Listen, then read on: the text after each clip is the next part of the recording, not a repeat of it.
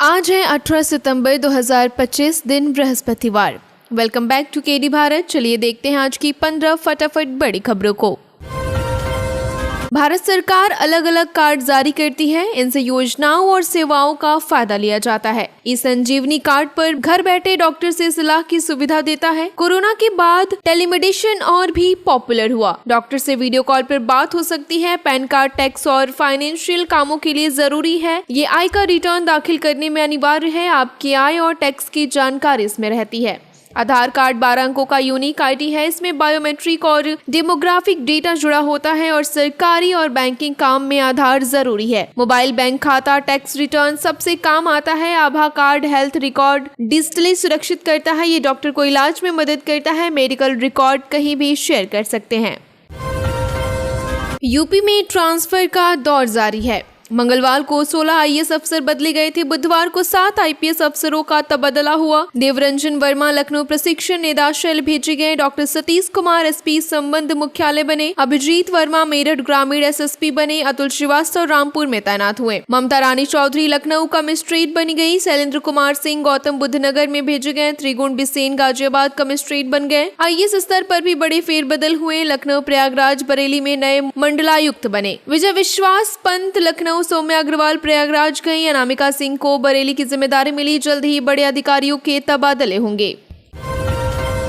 आधार card हर काम के लिए जरूरी है। सरकारी योजनाओं में भी आधार कार्ड जरूरी होता है। इसमें नाम, पता, बायोमेट्रिक डेटा दर्ज रहता है। बच्चों का आधार भी समय समय पर अपडेट होना चाहिए। यूडीआई ने 5 और 15 साल पर अपडेट अनिवार्य किया। 5 से 7 साल में बायोमेट्रिक मुफ्त अपडेट होता है। 7 साल के बाद अपडेट कराने पर 100 रुपए लगता है। 15 से 17 साल पर फिर से अपडेट का अनिवार्य है। इस बार अपडेट पूरी तरह फ्री होता है। 5 साल से छोटे बच्चों का आधार बिना बायोमेट्रिक बनता है। 5 साल पूरे होने पर उनका आधार अपडेट जरूरी है। इसमें फिंगरप्रिंट और आई स्कैन लिया जाता है। बच्चों की उम्र बढ़ने पर बायोमेट्रिक बदल जाता है। अपडेट ना कराने पर आधार इनएक्टिव हो सकता है। बाल आधार अपडेट के लिए कोई फी नहीं लगती। आजकल हर कोई एटीएम कार्ड इस्तेमाल करता है। पैसे निकालने और ऑनलाइन ट्रांजैक्शन में काम आता है। कई बार कार्ड ब्लॉक या एक्सपायर हो जाता है। लोग नया कार्ड नहीं बनवाते और लापरवाही करते हैं। कार्ड ब्लॉक होने से ऑटो डेबिट रुक जाता है। EMI, loan, credit card payment अटक जाते हैं। समय पर पेमेंट ना होने से पेनल्टी लगती है। बैंकिंग हिस्ट्री भी खराब हो जाती है। इसका असर आपके CIBIL स्कोर पर पड़ता है। स्कोर गिरने पर नया लोन मिलना मुश्किल है। क्रेडिट कार्ड की अप्रूवल भी रुक जाती है। कार्ड ब्लॉक होते ही बैंक से तुरंत संपर्क करें। नया कार्ड ऑनलाइन भी मंगाया जा सकता है। तब तक मैनुअल पेमेंट करें ताकि जुर्माना न लगे। एटीएम कार्ड को हल्के में लेना नुकसानदेह है। राज्यों की सरकारें गरीबों के लिए योजनाएं चलाती हैं। दिल्ली सरकार ने दिव्यांग परिवारों के लिए नई योजना शुरू की। योजना के तहत देखभाल करने वालों को 6,000 रुपए मिलेंगे। राशि सीधे दिव्यांग को नहीं, देखभाल करने वाले को जाएगी। पैसा हर महीने बैंक खाते में भेजा जाएगा। मकसद आर्थिक मदद के साथ सम्मान देना है। परिवार पर आर्थिक बोझ कम होगा। दिव्यांग को बेहतर देखभाल मिलेगी। पहले सिर्फ 2,500 रुपए मिलते थे। अब राशि बढ़कर 6,000 रुपए की गई। उनकी दिव्यांगता 40% से कम है, उन्हें लाभ नहीं मिलेगा। दिल्ली में 5 साल से न रहने वालों को फायदा नहीं होगा। 1 लाख सालाना आय वालों को भी लाभ नहीं मिलेगा। हाई सपोर्ट नीड्स सर्टिफिकेट जरूरी होगा। बिना सर्टिफिकेट लाभ नहीं दिया जाएगा।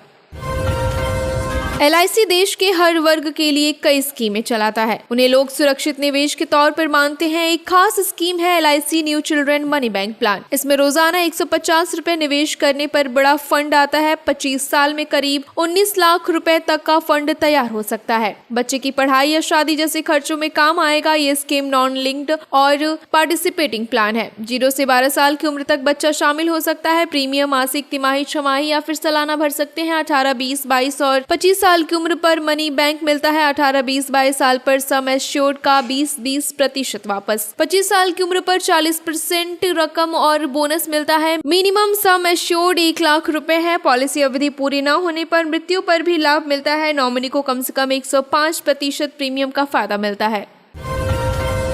पीएम किसान योजना किसानों के लिए बड़ी राहत। इसमें साल में 3 से 4 बार 2-2 हजार रुपए दिए जाएंगे। अब तक 20 किस्त जारी हो चुकी है। अब 21वीं किस्त का इंतजार है। ये किस्त सिर्फ पात्र किसानों को ही मिलेगा। अपात्र लोगों को योजना से बाहर कर दिया जाएगा। KYC न कराने वालों की किस्त अटक जाएगी। ये काम CSC सेंटर या फिर ऐप से किया जा सकता है। भू सत्यापन न कराने वालों को भी किस्त रुक सकती है।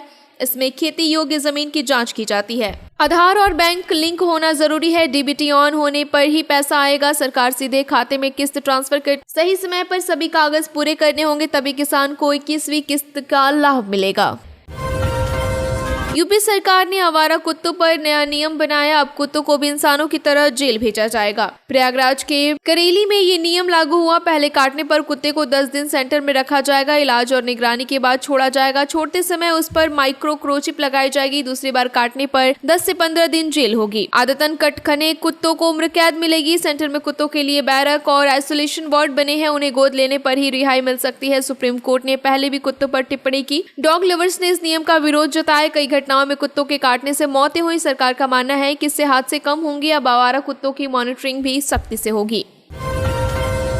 एशिया कप में पाकिस्तान फिर विवादों में है। भारतीय खिलाड़ियों के हाथ ना मिलाने पर बवाल हुआ। पाकिस्तान ने रेफरी एंड पाइक्राफ्ट को हटाने की मांग की। आईसीसी ने ये मांग खारिज कर दी। अब वही रेफरी पाकिस्तान यूएई मैच में नियुक्त हुए। पाकिस्तान टीम ने मैच न खेलने की धमकी दी।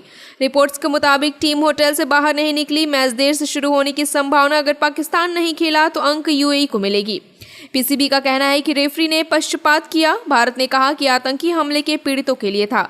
हाथ ना मिलाना खेल भावना के खिलाफ नहीं। पाकिस्तान को टूर्नामेंट छोड़ने पर 140 करोड़ का नुकसान होगा।